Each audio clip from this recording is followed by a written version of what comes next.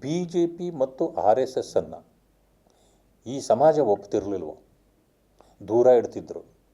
ಅಂಥ ಕಾಲಘಟ್ಟದಲ್ಲೂ ಕೂಡ ಹೋರಾಟದ ಮೂಲಕ ಭಾರತೀಯ ಜನತಾ ಪಕ್ಷವನ್ನು ಇವತ್ತು ಅಧಿಕಾರದ ಬಾಗಿಲಿಗೆ ತಂದು ನಿಲ್ಲಿಸಿದವರಿದ್ದರೆ ಅದು ಯಡಿಯೂರಪ್ಪ ಅಂತ ಎಲ್ಲರೂ ಮಾತಾಡ್ತಾರೆ. ರೈತ ಪರ ಹೋರಾಟಗಳು ಮತ್ತು ನೀರಾವರಿ ವಿಚಾರಗಳಿಗೆ ಸಮುದಾಯಕ್ಕಾಗಿ ಎಲ್ಲ ಹೋರಾಟ ಮಾಡಿ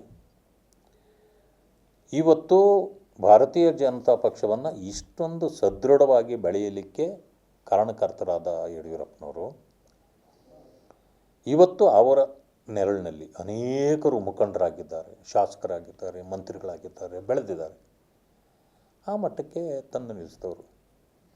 ಆದರೆ ಈ ಭ್ರಷ್ಟಾಚಾರ ಅನ್ನೋದು ಅವರನ್ನೂ ಕೂಡ ಬಿಡಲಿಲ್ಲ, ಅವ್ರಿಗೂ ತಂದು ಕಟ್ಟಿದ್ದರಾಯಿತು.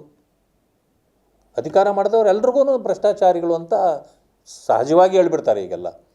ಸೊ ಇಂಥ ಪರಿಸ್ಥಿತಿಯಲ್ಲಿ ಆದರೆ ಅವರು ದಲಿತರಿಂದ ಮೊದಲುಗೊಂಡು ಎಲ್ಲರನ್ನೂ ಪ್ರೀತಿಸುವ ವ್ಯಕ್ತಿಯವರು.